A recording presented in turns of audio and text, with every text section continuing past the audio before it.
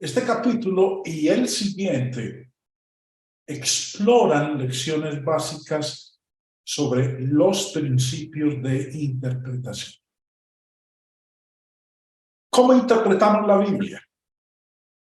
Bueno, espero que ustedes encuentren este capítulo y el que sigue útil, aunque algunos pueden que no hayan sido expuestos a esta clase de material en tiempo pasado. Ahora, contrario a la opinión popular, no usamos diferentes principios para interpretar la Biblia que los que usamos para interpretar cualquier otro documento. Dios escoge las palabras como los medios por medio de los cuales coloca las ideas de su mente en las nuestras. Y obviamente, Dios espera que interpretemos sus palabras inspiradas exactamente como leemos las palabras del hombre.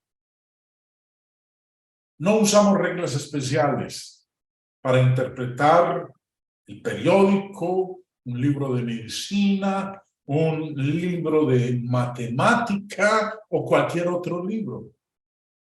Y tampoco hay reglas especiales para la Biblia.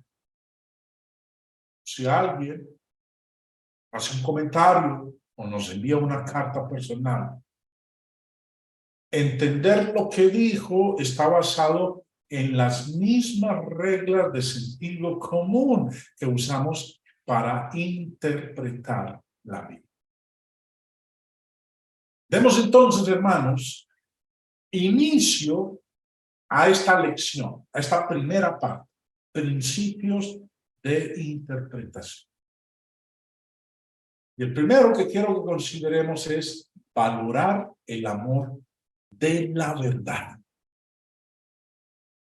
Quiero que empecemos en 2 de Tesalonicenses 2, donde Pablo enseñó que el retorno de Cristo no estaba tan cercano como pensaban los cristianos en Tesalónica. Y Pablo escribió este capítulo no para decirles cuándo sería, sino cuándo no sería. Y Pablo les explica que el retorno del Señor no ocurriría hasta que sucediera una apostasía. En conexión con esa apostasía, en los versículos 9 en adelante, Pablo describe al líder de esa apostasía de la siguiente manera. Dice, inicuo, cuyo advenimiento es por obra de Satanás, con gran poder y señales y prodigios mentirosos, y con todo engaño de iniquidad para los que se pierden, por cuanto no recibieron el amor de la verdad para ser salvos. Por esto Dios les envió un poder engañoso para que crean la mentira, a fin de que sean condenados todos los que no creyeron a la verdad, sino que se complacieron en la injusticia. Ahora, en estos pocos versículos, Pablo, enseñando contra el retorno, contra el error doctrinal del retorno de Cristo, Pablo lamenta la falta de amor por la verdad. Como dice ahí en el verso 10, la parte final del verso 10 dice, por cuanto no recibieron el amor de la verdad para ser salvos. Pablo aquí lamenta la falta de amor de personas por la verdad. Y advirtió que debemos valorar el amor de la verdad y que aquellos individuos que no lo hagan perecerán. Y también dijo que Dios enviaría un poder engañoso para probar si ellos realmente amaban la verdad o no. Algunas veces, cuando estamos pensando acerca de la providencia de Dios, deberíamos considerar cómo Dios provee las pruebas para las personas. Por ejemplo, Dios obra en el campo de la providencia de muchas formas. En los asuntos de los hombres, en los asuntos de las naciones, en los asuntos de las iglesias locales, etcétera. Pero también Dios obra en nuestras vidas de manera que si no amamos la verdad al grado en que deberíamos, pues entonces tendremos la oportunidad de que nos engañen. Siempre ha sido en esa forma. Ahora, no solo lo enseña el Espíritu Santo aquí en 2 de Tesalonicenses 2, sino que también lo enseña en Deuteronomio 13. Vamos al Antiguo Testamento. Mire lo que dice. Cuando se levantara en medio de ti profeta o soñador de sueños y te anunciare señal o prodigios, y si se cumpliere la señal o prodigio que él te anunció diciendo, vamos en pos de dioses ajenos que no conociste y sirvámosles, no darás oído a las palabras de tal profeta, ni al tal soñador de sueños, porque Jehová vuestro Dios os está probando para saber si amáis a Jehová vuestro Dios con todo vuestro corazón y con toda vuestra alma. Muchas veces pensamos en la providencia de Dios en términos de proveer los beneficios que queremos y que esos beneficios sean buenos para nosotros. Sin embargo, nuestro concepto de la providencia de Dios no está completo si no aceptamos que Dios permite que seamos engañados si fallamos en amar la verdad. Obviamente, a medida que nos acerquemos a la Biblia, debemos comprometernos a amar la verdad. Porque si no lo hacemos, vamos a ser engañados. Esto no es lo mismo como amar lo que queremos o lo que siempre hemos creído o algo de esa naturaleza. Dios espera que amemos su verdad desde nosotros mismos. Ahora, luego, Jesús en Juan capítulo 8 habló a algunos judíos y les dijo entonces Jesús a los judíos que habían creído en él, si vosotros permaneciereis en mi palabra, seréis verdaderamente mis discípulos y conoceréis la verdad. Miren lo que dice, y conoceréis la verdad y la verdad os hará libres. Esa es una gran razón de por qué necesitamos valorar el amor de la verdad. La verdad es la única cosa que nos hará libres. Ahora, podemos preguntar, ¿de qué nos liberará? La verdad sobre cualquier tema nos liberará. La razón por la que aún en el mundo científico, en la cuestión de la salud, aún estamos esclavizados por el cáncer, es porque no sabemos toda la verdad acerca del cáncer. La razón por la que estamos esclavizados por algún tema es porque no sabemos toda la verdad acerca de esto. La verdad nos libera de la ignorancia. La verdad nos libera del pecado.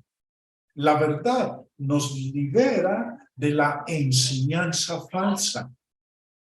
Conocer la verdad nos libera de las tradiciones hechas por los hombres. Y conocer la verdad nos libera de una cantidad de problemas, tales como el adulterio, la adicción sexual, el hurto, el homicidio, el amor al dinero, y la lista podría continuar. La idea de que podemos ser engañados en lugar de ser libres si no recibimos el amor de la verdad debe animarnos en nuestro estudio de la enseñanza de Cristo para ser intelectualmente honestos con nosotros mismos. Hay tanta tradición hay muchas cosas que creemos por tradición, no por conocer la verdad.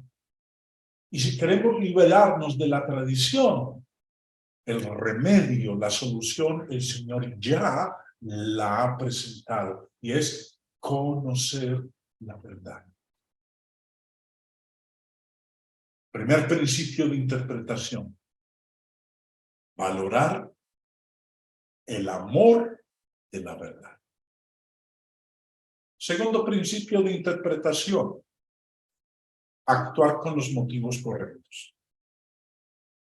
Siempre necesitamos actuar con los motivos correctos cuando estemos escudriñando la verdad. Eso debe ser verdad sobre cualquier tema, pero cuanto más importante es en el estudio bíblico independiente. En Juan 6, al principio del ministerio de nuestro Señor, una multitud de personas empezaron a seguirlo porque vieron cómo sanaba a los enfermos. Y el Señor Jesús usó esa oportunidad para obrar un milagro por medio de alimentar a más de 5,000 personas que habían venido a ver. Cuando el pueblo vio esta señal, pensaron que Jesús era el profeta del cual se hablaba en Deuteronomio capítulo 18 y quisieron convertirlo en su rey. Cuando Jesús se da cuenta de eso, se apartó de ellos y se fue al otro lado del mar de Galilea, a Capernaum. Y al día siguiente, la multitud también se dirigió a Capernaum para encontrar al Señor Jesús. Y dice en el verso 25, y hallándole al otro lado del mar le dijeron: Rabí, ¿cuándo llegaste acá?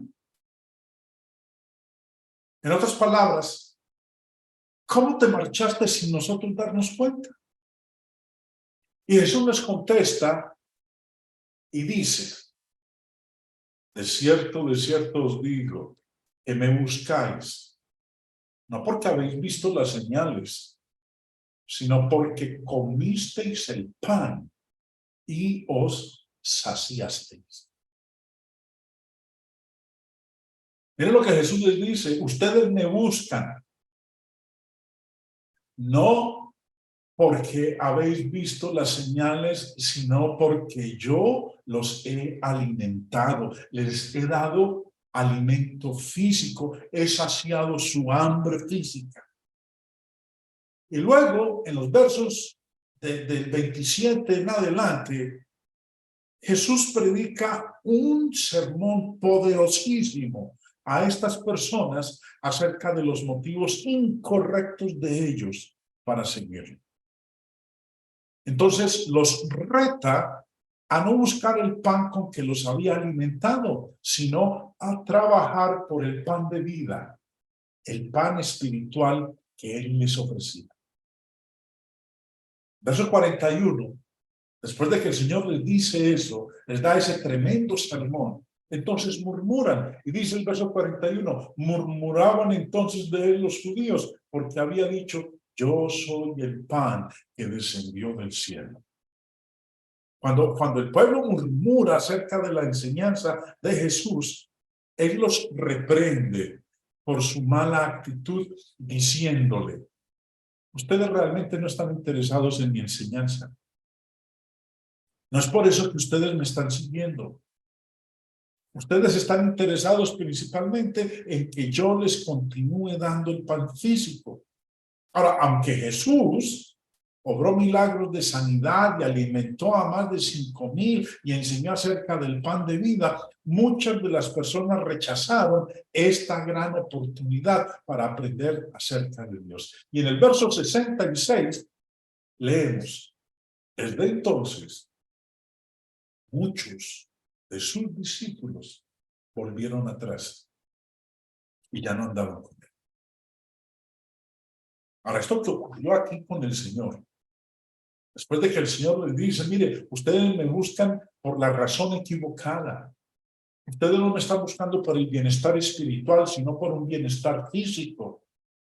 Y entonces cuando ellos lo escuchan, dice, volvieron detrás y ya no andaban con él. Esto tristemente es verdad también en el mundo religioso de hoy. Muchos no están interesados en trabajar por el alimento espiritual, casi tanto como recibir las bendiciones físicas, el alimento físico, el cuidado físico, el entretenimiento físico y toda clase de actividades físicas. Vemos cómo en el mundo religioso de ahora el énfasis es en lo físico, en el entretenimiento físico, en lo material, no en lo espiritual. Y Jesús dijo a sus seguidores aquí en Juan capítulo 6 que ese era un motivo incorrecto y aún lo es hoy día.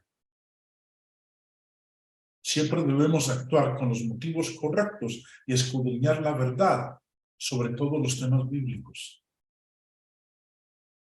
Hay un personaje, a lo mejor la mayoría de ustedes, algunos de ustedes lo conocen, y se llama Isaac Asimov. Es un escritor bien conocido, prolífico, y sus escritos están enfocados en la ciencia ficción. Ahí en la pantalla ustedes están viendo algunos de los libros escritos, libros de ciencia ficción escritos por este personaje, Isaac Asimov. Es una de las mentes más inteligentes de nuestro tiempo. Más que un escritor de ciencia ficción, escribió un manual de astronomía a nivel universitario. Y también Isaac Asimov escribió un comentario de 2 volúmenes sobre la Biblia. Asimov, un ateo, examinó la Biblia tratando de exponer sus errores para probar sus teorías personales. Si nuestro acercamiento a la Biblia es para encontrar problemas o errores, nuestro prejuicio probablemente encontrará algo si nuestro amor por la verdad no nos mantiene intelectualmente honestos.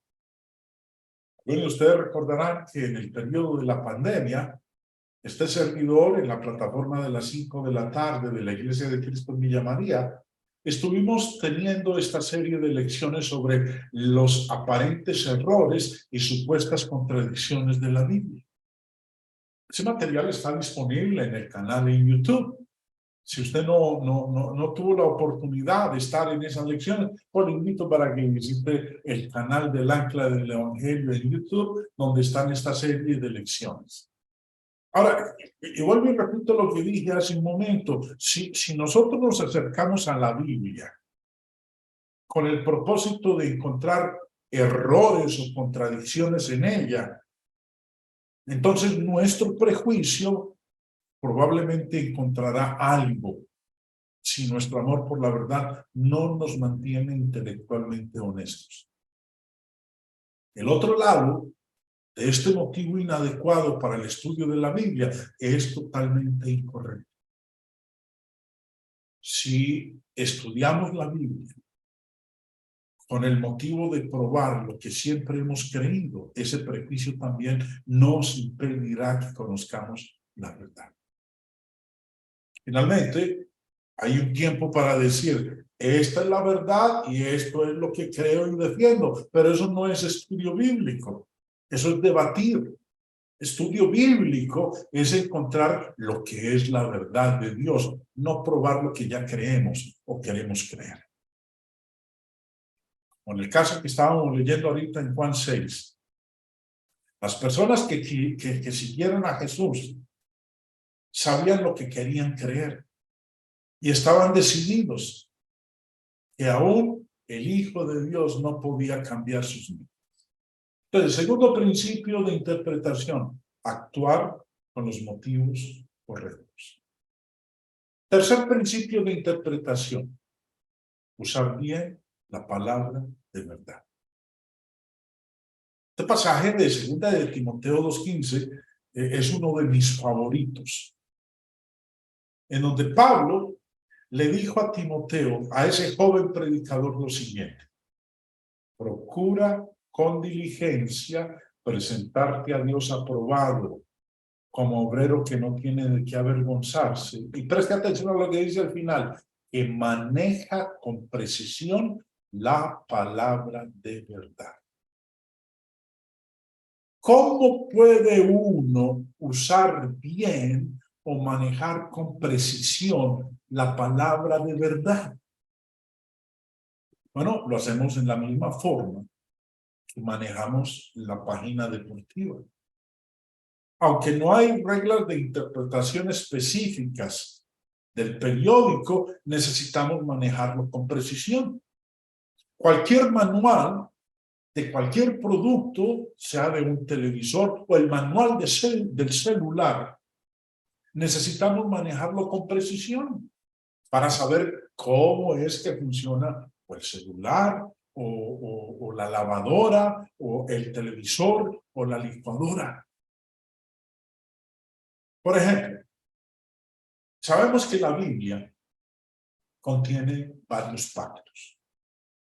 Incluye el pacto de Cristo, el pacto mosaico, los pactos antes del diluvio, los pactos con Abraham después del diluvio, los pactos con las naciones, etc. Pero la distinción más básica que es importante que nosotros entendamos es que hay dos testamentos, un Antiguo Testamento y un Nuevo Testamento. Esas son las dos secciones principales en las cuales se divide la Biblia. Ahora, este dato fundamental no solo repercute en nuestro propio estudio, sino en también cómo influenciamos a los demás. Mezclar los pactos, mezclar los testamentos y no prestar atención a quienes les fueron dados es la raíz de muchos temas controversiales, tales como la guarda del día de reposo, el diezmo, la música instrumental, el matrimonio, el divorcio y las segundas nupcias, y la lista continúa. Y nosotros necesitamos usar bien los pactos, los testamentos, para apreciar el hecho de que el pacto mosaico fue para un tiempo en particular, para un pueblo en particular y para un propósito en particular. Dios no dio el código mosaico para salvar a cualquiera y no lo hizo. Su propósito era convencer de pecado a los judíos. Ellos eran el pueblo especial para quienes ese pacto fue proyectado. Averiguar a quién fue dado un pacto es un principio básico en el manejo exacto de la palabra de verdad. Entonces, aquí tenemos otro principio de interpretación: usar bien la palabra. Hasta aquí, en lo que hemos visto en esta lección en la noche, hermanos, hemos observado algunos principios generales. Ahora, quiero que notemos algunos más específicos, principios más específicos en la interpretación de la palabra de Dios. Uno de ellos, observe al autor del pasaje.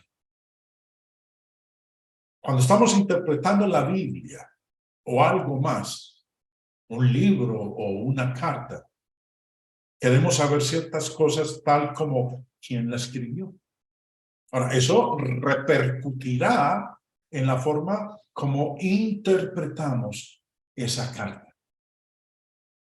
El mismo principio es verdad con la Biblia. Tenemos que observar quién es el autor. Importa mucho en la Biblia quién escribió algo y quién dijo algo. Por ejemplo, Moisés. Moisés dijo una cantidad de cosas por inspiración, como lo hicieron también el rey David, como lo hizo nuestro Señor Jesús. Por otro lado, Job hizo una cantidad de declaraciones que no eran verdad. Si usted ha leído el libro de Job, se habrá podido dar cuenta de que hay declaraciones que Job hizo que no eran ciertas. Ahora, sabemos esto acerca de Job. Primero, porque muchas de sus palabras contradecían otros pasajes bíblicos. Segundo, Job dijo las cosas que reprochó. Y muchas de las cosas que él reprochó no eran correctas. Obviamente tenemos que tratar con quién está hablando. ¿Esta persona está hablando por inspiración? ¿Está hablando por el poder de Dios? Bueno, si no lo está, lo miraremos de una manera. Y si lo está, pues lo miraremos de otra forma. En Juan capítulo 9, tenemos el milagro que el Señor realizó a un hombre ciego. Y cuando los fariseos interrogaron a ese hombre a quien Jesús sanó, él contestó a los fariseos con estas palabras. Juan 9:31. Y sabemos que Dios no oye a los pecadores, pero si alguno es temeroso de Dios y hace su voluntad, a ese oye. ¿Qué dijo él? ¿Cuál fue la respuesta que le dio a estos fariseos que lo estaban interrogando? Él les dijo, sabemos que Dios no oye a los pecadores. Ahora, ese hombre a quien el Señor había sanado de la ceguera, no estaba hablando por inspiración. Dios no le dijo que dijera eso. Este hombre no era un apóstol. Y este hombre en este momento no estaba siendo guiado por el Espíritu Santo. Simplemente estaba contestando a los judíos que estaban tratando de hacer que condenara a Jesús. Es lógico que hagamos la pregunta. ¿Es verdad que Dios no oye a los pecadores? Él dijo, sabemos que Dios no oye a los pecadores. La pregunta lógica, ¿es verdad que Dios no oye a los pecadores?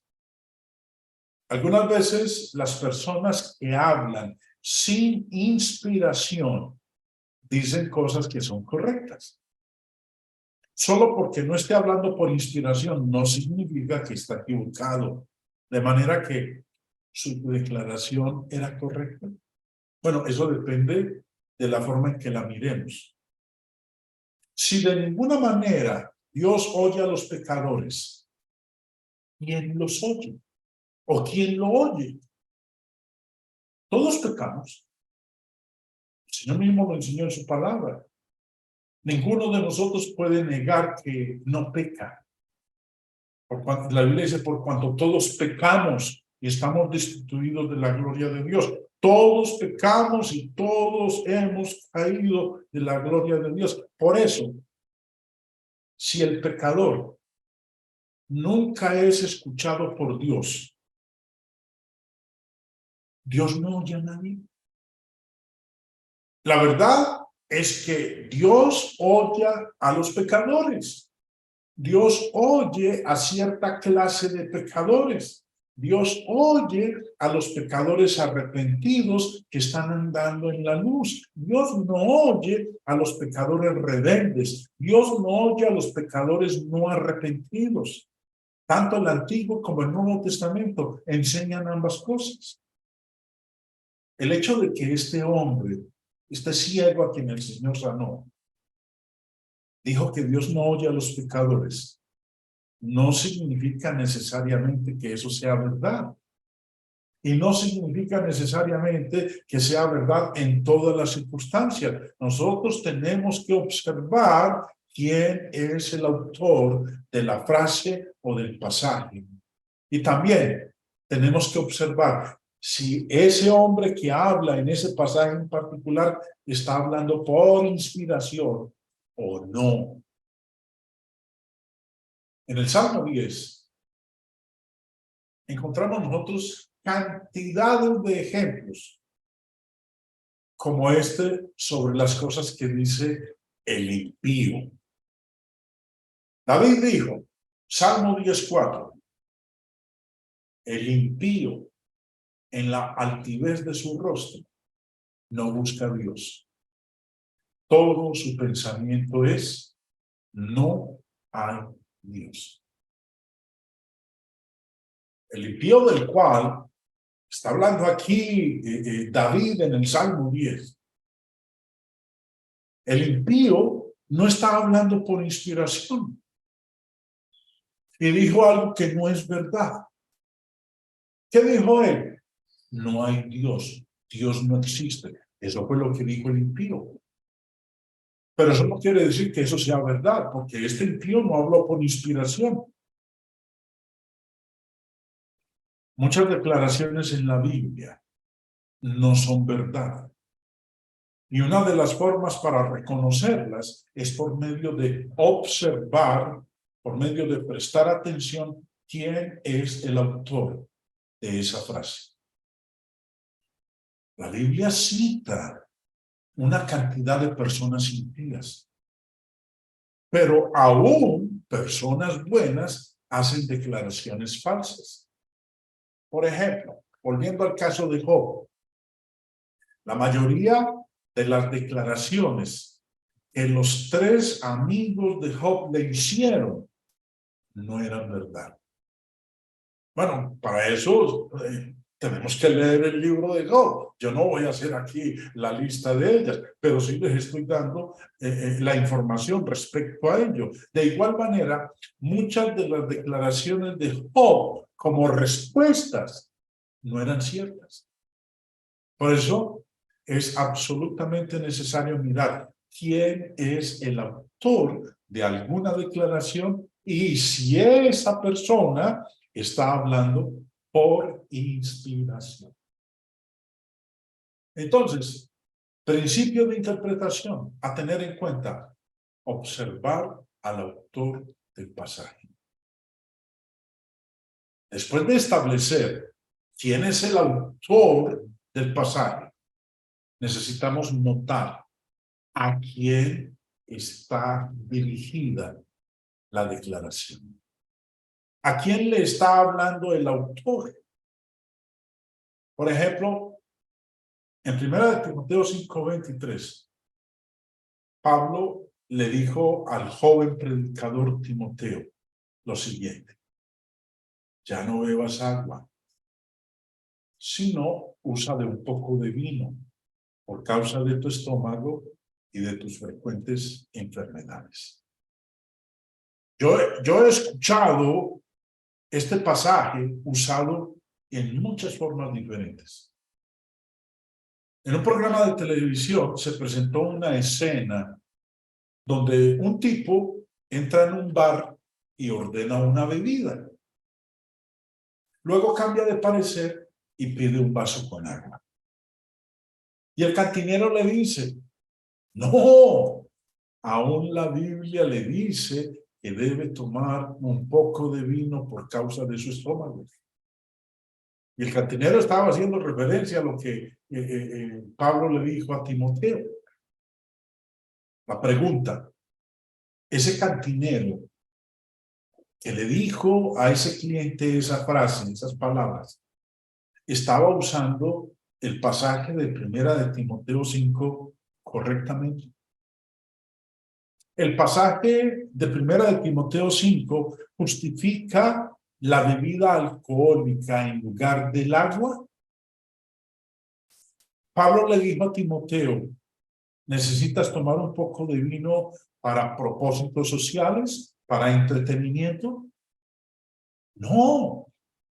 Pablo se dirigió a los problemas médicos de Timoteo y evidentemente Timoteo tenía algunos escrúpulos acerca de beber vino. Por eso Pablo le dijo que venciera esos escrúpulos, que se cuidara de sí mismo e hiciera un uso medicinal del vino. Nosotros necesitamos prestar atención a quién se está dirigiendo de manera que no cometamos el mismo error como el cantinero. Por eso, principio de interpretación: ver a quién está dirigida la declaración o la frase que se está diciendo.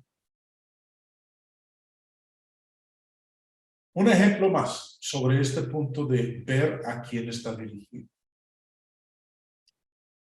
Cuando hablamos del tema del bautismo o estudiamos con personas de otras afiliaciones religiosas y les presentamos el plan de salvación, y hablamos de que el Señor habló de predicar el evangelio y bautizar al que crea el evangelio para que sea salvo, para que sus pecados sean perdonados.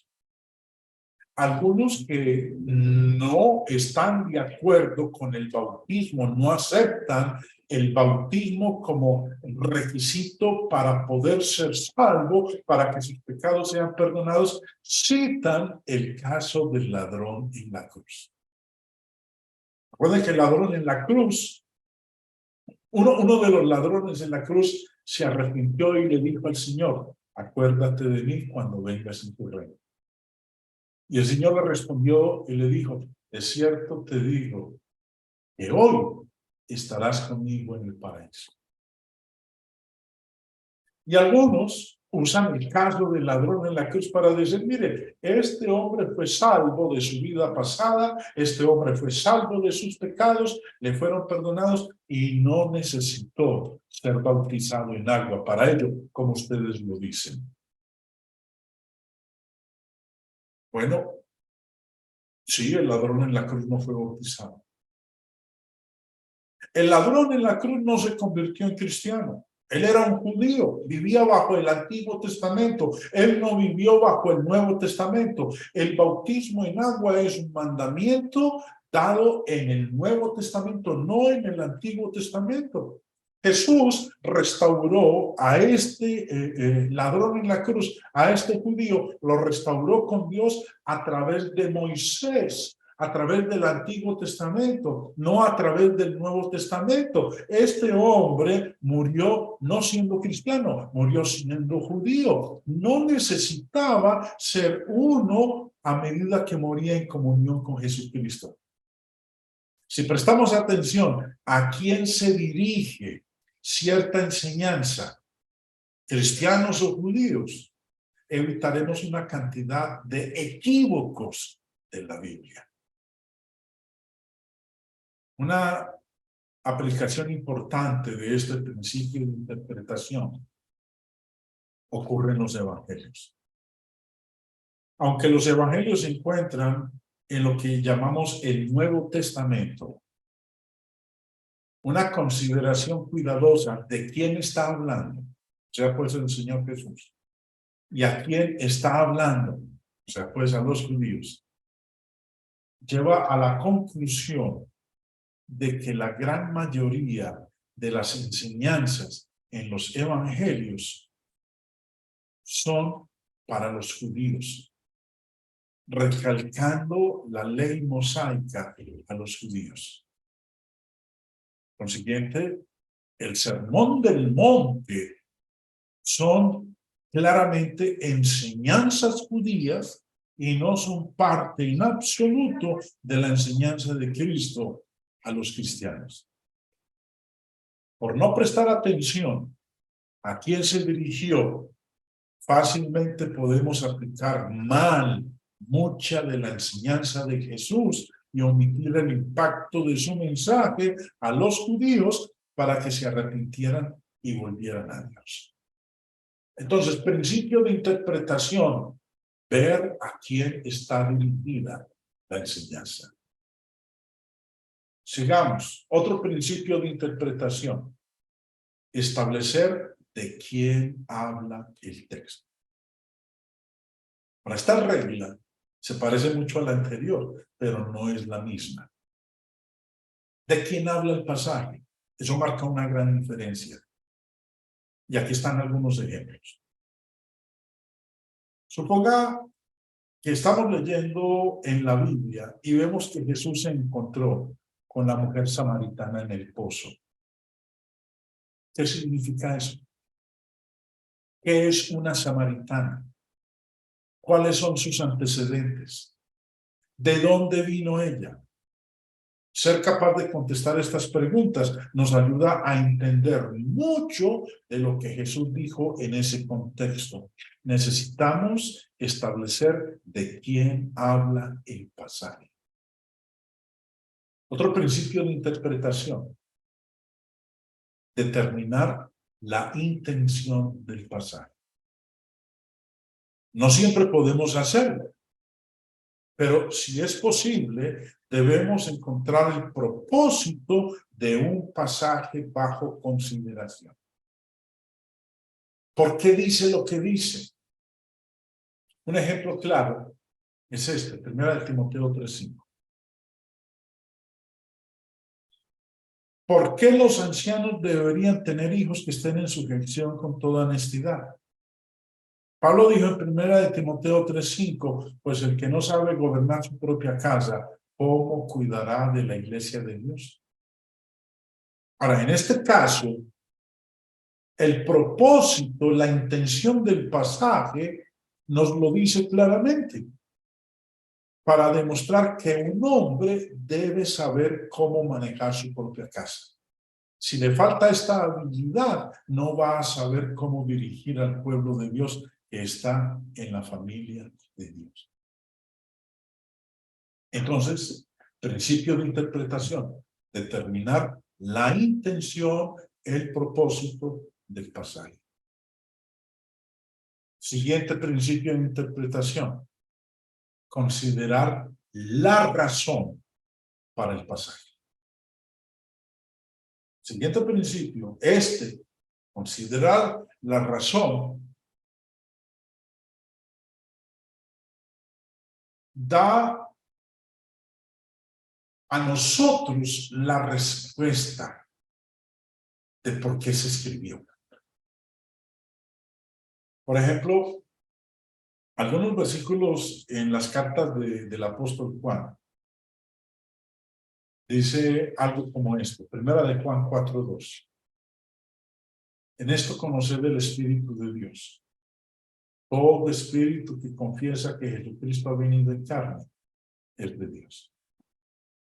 ¿Cuál es la razón de lo que está diciendo aquí el apóstol Juan en este pasaje? ¿Cuál es la razón? Dice, todo espíritu que confiesa que Jesucristo ha venido en carne es de Dios. El Papa de la Iglesia Católica Romana dice eso. El Papa dice que Jesucristo vino en carne. Entonces, ¿él es de Dios? No. Por el hecho de que alguien diga eso, no tiene nada que ver con lo que dio origen a las palabras de Juan en este versículo. Escribió Juan para prevenir un problema o solucionar un problema. Juan escribió este versículo, 1 Juan 4:2, escribió el pasaje para combatir las enseñanzas de una secta conocida como los gnósticos, que negaba específicamente que Jesús vino en la carne. Ese era el problema al que se dirigió Juan. Ahora, este principio de interpretación, considerar la razón para el pasaje, es por lo que es importante para nosotros, tan rápida y acertadamente como podamos determinar por qué todos los libros están en la Biblia, por qué fueron escritos y con qué problemas trataron, por qué está hecho de los apóstoles ahí, por qué el Evangelio de Mateo está ahí, por qué la carta a los Efesios está ahí, por qué la carta a los Hebreos está ahí, por qué las cartas de Juan están ahí. Eso nos ayudará a entender el texto de aquellos libros y no aplicarlos mal. Finalmente, dentro de estos principios de interpretación, en esta primera lección, nosotros debemos considerar cuidadosamente las circunstancias circundantes. Estudiar las circunstancias circundantes, que es lo que nosotros llamamos el contexto. Un ejemplo es Lucas capítulo 15. En Lucas capítulo 15 se mencionan 3 parábolas. Del verso 4 al 7 encontramos nosotros la parábola de la oveja perdida. Propósito, el propietario tenía 100 ovejas, se le pierde una y cuando la encuentra, invita a todos sus amigos para que se regocijen con él. Ahora podríamos hacer la pregunta, ¿por qué esa historia está ahí? Ahora, todos saben que esa persona estaría feliz si encontraba su oveja perdida. A partir del versículo 8 al 10, otra parábola nos es presentada en donde nos habla de una mujer que tenía 10 monedas de plata y se le pierde una. La narración nos dice que barre por toda la casa y busca hasta que encuentra la moneda que se le había perdido y luego invita a todos sus amigos para que se gocen con ella. Necesitamos que la Biblia nos diga eso. Y la tercera parábola que encontramos en Lucas 15 es la parábola del hijo pródigo. La mayoría de nosotros la conocemos muy bien, porque nos habla de que un hombre tenía 2 hijos y el más joven le pidió al papá la herencia. El papá se la da y ese hijo menor se va de la casa y la despilfarra. Y cuando vuelve en sí, retorna a su casa para ver si su papá lo contrataría como siervo. Pero su padre dijo a sus esclavos que prepararan un becerro gordo de manera que pudieran comer y celebrar. Entonces, necesitamos que la Biblia nos hable acerca de la oveja perdida, de la moneda perdida, del hijo pródigo viniendo a la casa, volviendo a la casa. ¿Por qué están estas parábolas en la Biblia? Algunas veces creemos que esas historias están ahí para que los predicadores prediquen algo, pero no es así. Las circunstancias circundantes, o sea, pues el contexto revelan el verdadero propósito de estas 3 historias. En los versículos anteriores, ya lo vamos a leer, versículos 1 y 2. Es después de ellos que el Señor menciona estas 3 parábolas. En el versículo 1 y 2, Lucas dice: se acercaban a Jesús todos los publicanos y pecadores para oírle. Y los fariseos y los escribas murmuraban, diciendo: este a los pecadores recibe y con ellos come. Ahora, en respuesta a esa murmuración de los fariseos y de los escribas, Jesús narró 3 historias. Las personas buscan una oveja perdida y cuando la encuentran, se regocijan con sus amigos. Las personas buscan una moneda de plata perdida y cuando la encuentran, se gozan con sus vecinos. Cuando un hijo perdido regresa a casa, su padre celebra como una fiesta. Ahora, ¿cuál es el punto de estas 3 parábolas? Las circunstancias no lo dicen. ¿O no? Jesús estaba trabajando con los pecadores. Dice el verso 1, se acercaban a Jesús todos los publicanos y pecadores para oírle. El Señor trabajaba con los pecadores y los fariseos estaban murmurando por eso. Jesús contó las parábolas para mostrarles cuán inapropiado era para ellos estar incómodos, el sentirse ellos incómodos por él estarle enseñando a los pecadores. Los fariseos sabían qué hacer con una oveja perdida. Regocijarse cuando la encontraban. Sabían qué hacer con una moneda de plata perdida cuando la encontraban. Gozarse. Sabían qué hacer si un hijo perdido volvía a casa. Celebrar. Las 3 parábolas de Jesús expusieron la falta de interés de los líderes religiosos por los publicanos y los pecadores.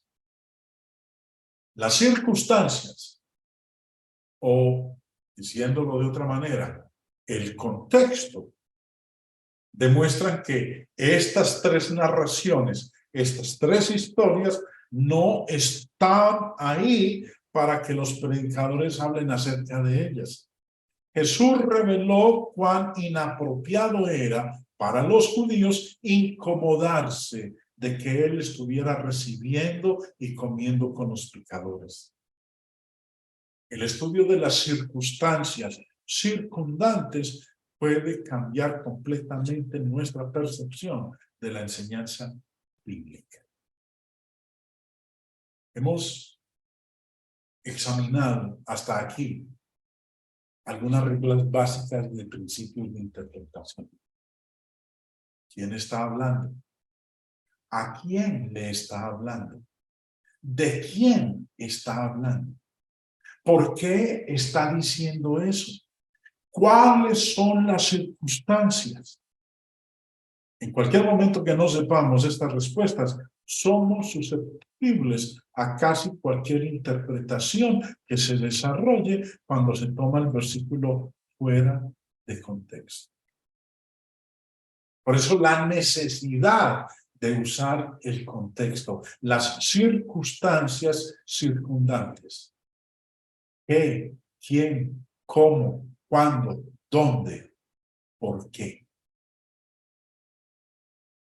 Estas reglas de interpretación no son peculiares a la Biblia. Si tomamos un libro de medicina o un libro de historia y no prestamos atención a quién lo escribió, a quién se le escribió, de quién escribió, por qué lo escribió y las circunstancias de la enseñanza, podemos hacer que el texto enseñe cualquier cosa queramos. Por eso, el apóstol Pedro, en su segunda carta, en el capítulo 3, dijo lo siguiente: y tener entendido que la paciencia de nuestro Señor es para salvación, como también nuestro amado hermano Pablo, según la sabiduría que le ha sido dada, os ha escrito casi en todas sus epístolas, hablando en ellas de estas cosas, entre las cuales hay algunas difíciles de entender, las cuales los indoctos e inconstantes tuercen, como también las otras escrituras, para su propia perdición. Estas reglas, hermanos, estos principios de interpretación son reglas de sentido común. No son reglas especiales para la Biblia que no usamos en ninguna otra parte. Necesitamos desarrollar estos hábitos de estudio que nos ayudarán a ser mejores estudiantes de las enseñanzas de Jesucristo.